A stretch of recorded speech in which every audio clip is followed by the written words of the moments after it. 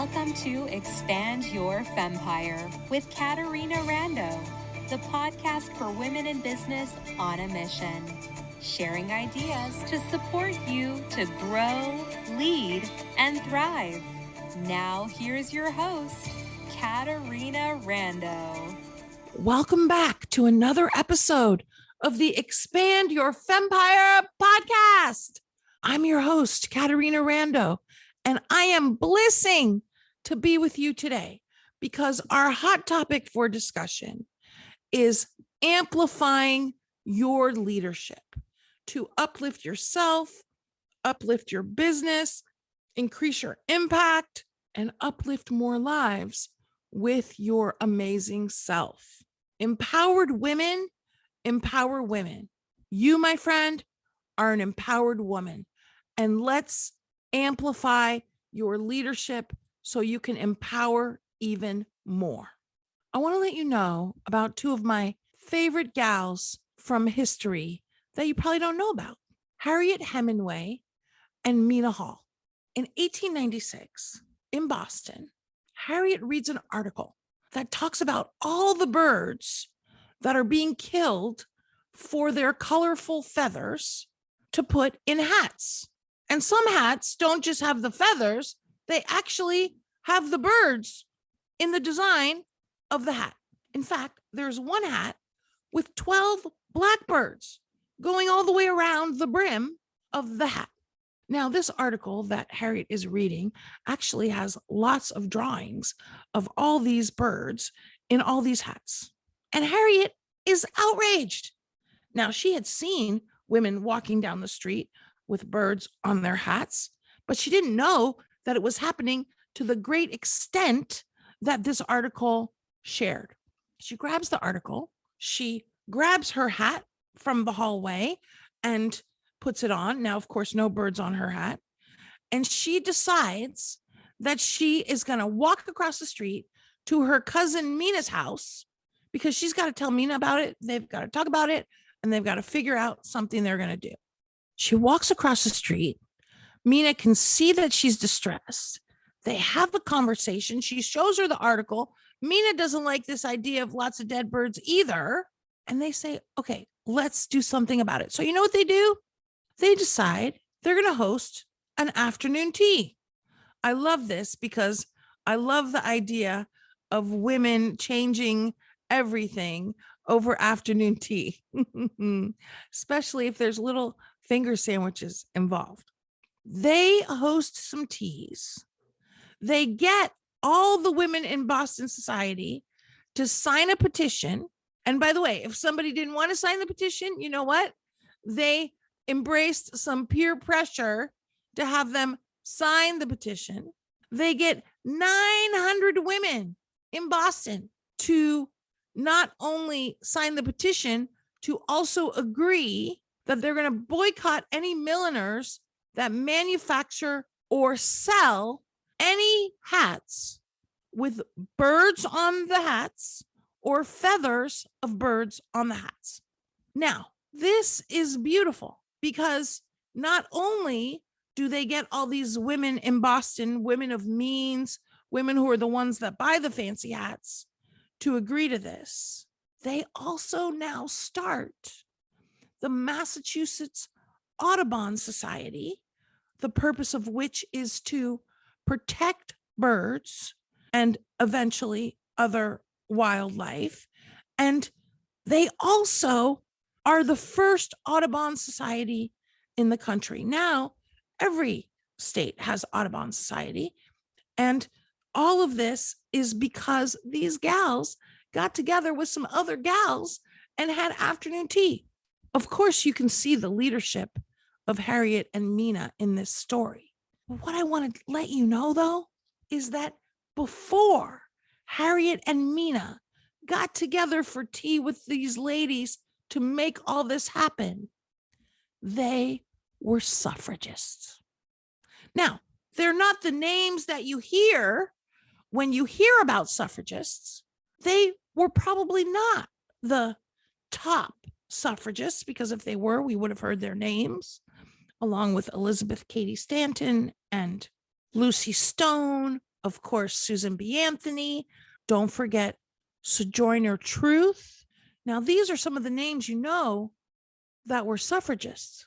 I point out that Harriet and Mina were suffragists because they were not the big leaders. It is though through their exposure, their participation, that they realized they could use their voices, they could use their skills for good and massive change. And I start our conversation today with my favorite story of Harriet and Mina changing the world over afternoon tea, because so many women, and I'm hoping this is not you, my friend, so many women, and if it is, then I'm glad we're having this conversation, do not see how much leadership skills they already have. And today, we're going to talk about some of those. As we begin this, I want you to ask yourself, do you see yourself as a leader? I hope you do. Right now, I want you to answer some questions I'm going to ask you, okay? Do you make sure everyone present in a situation is included in the conversation or discussion? Do you authentically acknowledge other people? Do you find ways to include anybody who's interested in a project or a task? Guess what? If you answered yes to these, you're a leader. Do you see the best in people until they give you a reason to doubt them? Do you tell the truth? Do you keep your agreements and operate with integrity? If so, my friend, guess what? You're a leader. When you see something needs to be done, do you make things happen? Do you get it done? Or do you wait for other people to step up and take care of it? If you make things happen and you get things done that you see need to be done, guess what, sweetheart? You're a leader. Do you have a large network of people and resources that think well of you, that you could call on, that you could even ask to help you out, and they would be an insta yes for you? That's a leader. Do you speak in public or run meetings or host gatherings? Leaders do that. Do you offer help when people need help? That's what leaders do. That's what servant leaders do.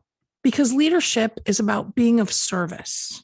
And if you feel the same way, then let's amplify your leadership skills, and let's amplify your voice, and let's amplify your self-perception of you as a leader. Okay, if you're saying, okay, Caterina, this sounds good, then we're going to talk about some things that are going to help you do that. For some years now, I've considered myself to be a leader. I lead a community. I lead my team in business. I've held leadership in a variety of roles. I was on the board of the San Francisco Chamber of Commerce for 6 years, 4 years on the executive committee, which was a wonderful experience. Most of the people on the board at the time were VPs of the big companies and the smaller companies and some of the CEOs of different companies. It was an amazing experience. And at the same time, I did a program called Leadership San Francisco. In your city, there's probably a leadership program just like that for where you live. I know because I've spoken at some of the different leadership programs in different cities in California. That was a place where I definitely felt intimidated as a young gal, being with all these top business leaders. You know what, though? The more I did it, the less intimidated I felt, the more I felt like I belonged to be at the big table. And I hope you do too. If there's no room for you at the table, you know what? You pull up a chair and you tell people to squish more together to make room for you. You deserve a chair at any table of leaders that you want to associate with, where you know you can make a contribution. There have been certain times in my life where I didn't necessarily feel like a leader when I was called on to be a leader. I remember Women's Wire, which was one of the first sites for women on the internet. They asked me to moderate one of their groups. At the time, it wasn't like it is now, where it was so interactive with videos and live events. It was more like a chat and a feed. But I hardly ever put my voice into this group that I was supposed to be in charge of because I just didn't know what to say. I didn't know how to say it. I didn't feel like I could say anything because I wasn't sure what would be okay to say. I laugh now because now I don't care. Now I put my voice out there because I know there's a lifetime supply of people to serve. My people will resonate with me. Your people will resonate with you. Don't worry about what every Mary Jane and Sheila thinks. It doesn't matter. What matters is your people will find you when you amplify your voice. When the pandemic started, I didn't think about what people might think of me when I was thinking of getting my client community together to host meetings for them to talk about thriving through a pandemic. Not that I had any expertise at that, but you know what? I stepped up. We had monthly community meetings. We had extra Zoom get-togethers. Why? Because it was a challenge we were all going through together, and we supported each other through that challenge, and that made it bearable, especially in the beginning during lockdown. I'm sharing this with you because you've probably heard me say perfection is not required or encouraged. It is very much true when it comes to stepping up for leadership.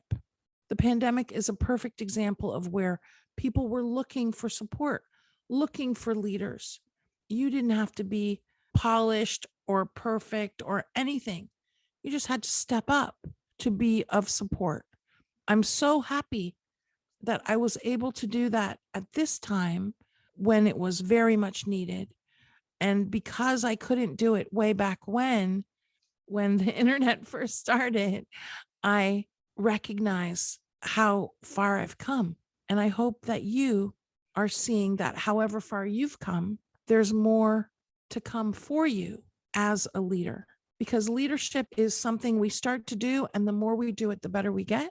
And pretty soon we begin to feel like a leader and we begin to amplify our voice more. And that's what I want for you. Okay. So right now I'm going to talk with you about 5 things that you want to think about, put in place, cultivate to support you to be a leader, a great leader, a leader that makes a difference in the lives of others. First thing, my friend, you need a mission. You need a clear mission. What is your mission? My mission, as example, is to uplift women economically around the world through entrepreneurship. Now, around the world, we do that with our philanthropy and our giving domestically and in the US and Canada.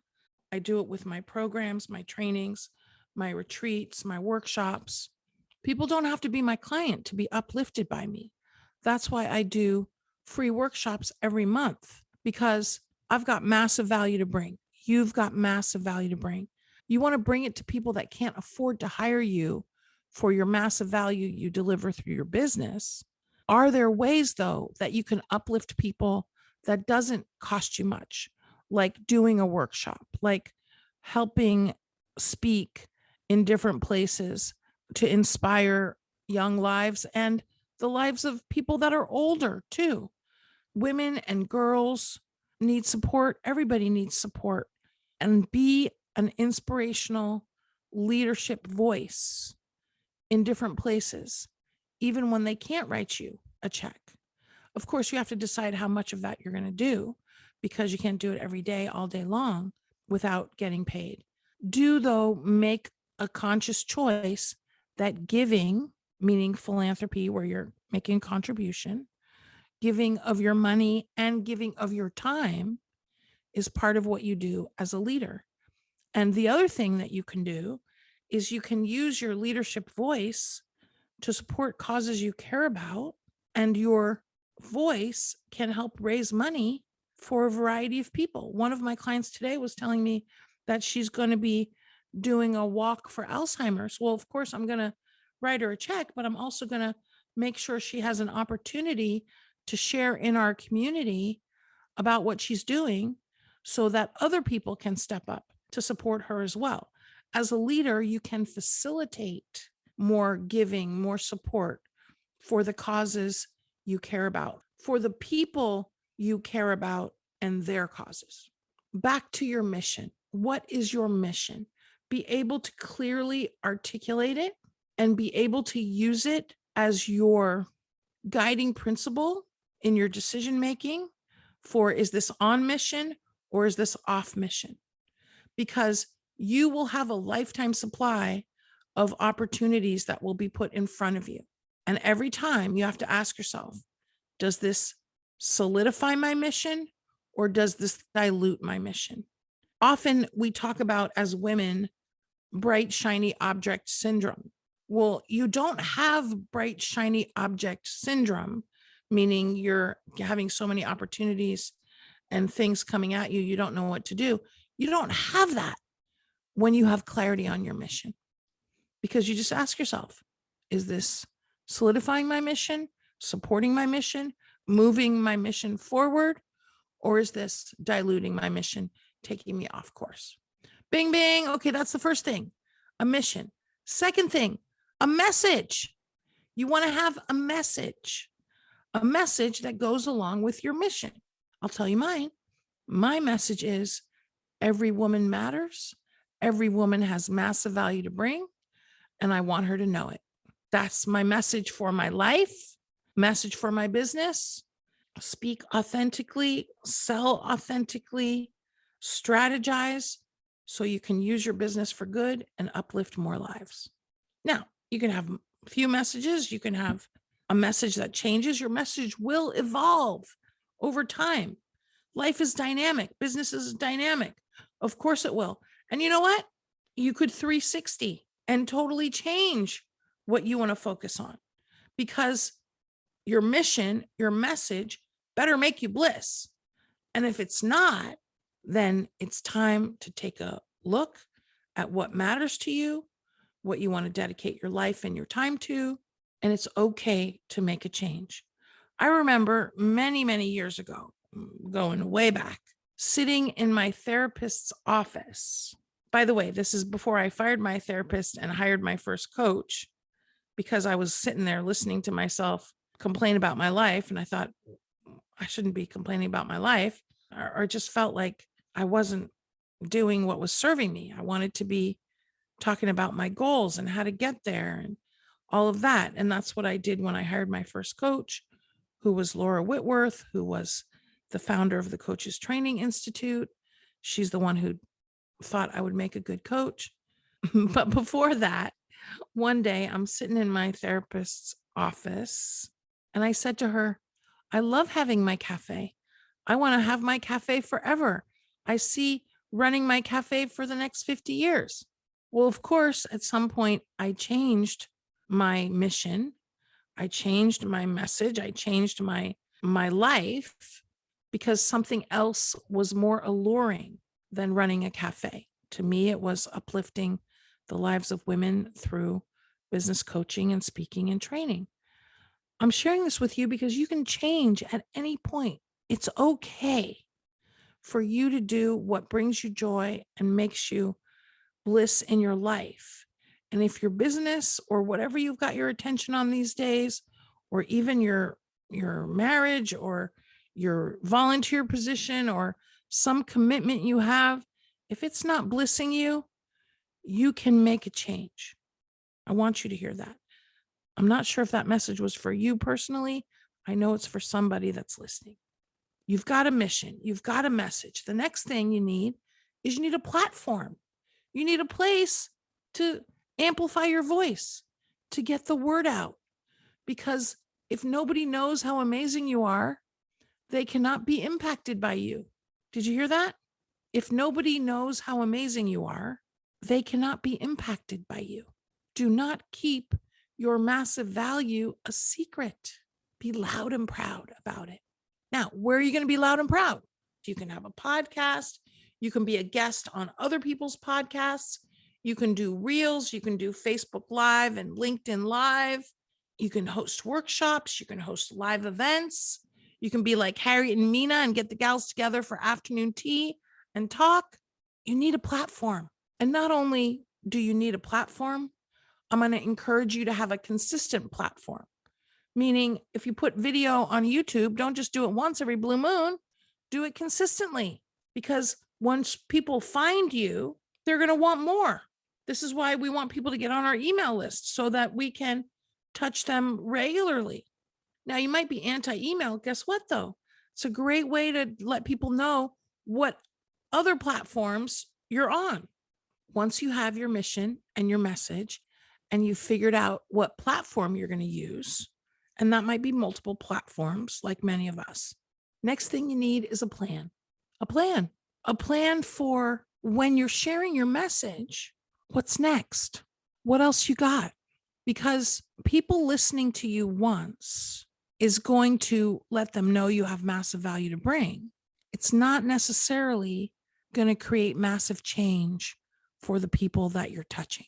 If you want to have real impact, you want to provide ongoing support for those people, ongoing guidance, a structure like a community or a program or a regular meeting, could be even a regular clubhouse room once a week, ongoing, that has them be focused, that builds momentum, that supports them in being in action.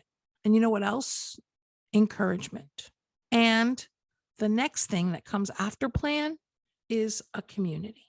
Those are the things that people need to create massive change or make a difference in their lives. For you to impact people, you want to provide these things and you want to have a plan to do it. And of course, how are you going to monetize all of this? If we're talking about doing something for raising money for causes you care about, what's your plan to do that? If we're talking outside of your business, any mission, any plan, any platform that you're going to work on a consistent basis, that's going to require some revenue to keep things moving. Leader super tip alert. You can't be doing everything. It's your voice that you want to be focused on, getting your voice out there, having support with some of the behind the scene things so that you can keep bringing your voice. What's your plan? By the way, if you want support with all of that, let's have a conversation. This is what I do. I help women create their plans to have their massive impact. I do this individually with women. I do this with groups of women leaders just like you. You've got a mission. You've got a message. You've got a platform. You've got a plan. The next thing I mentioned already, a community. We have done an episode here on this podcast on cultivating community. This is a skill. I want you to listen to that episode. I want you to put attention on cultivating community, because this is an important skill that will support you to not only thrive as a leader, thrive in your business, but here's the best part. A community means that everybody is helping everybody. I talked to one of my clients today. She was telling me that another client is her client. And I talked to another client today, and she said that somebody referred her for a speaking engagement, another person in our community. I was talking to another client, and she told me she just hired another one of my clients to help her with a project. Another client told me that another client referred her to her VA because she needs some VA support. When everybody in your community has a community to call on for whatever needs they have, for whatever resources they are looking for clients, for opinions, for access to some group, you say, hey, does anybody know anybody who works over there? Or does anybody know anybody that has tried this? And if it's any good, this is powerful.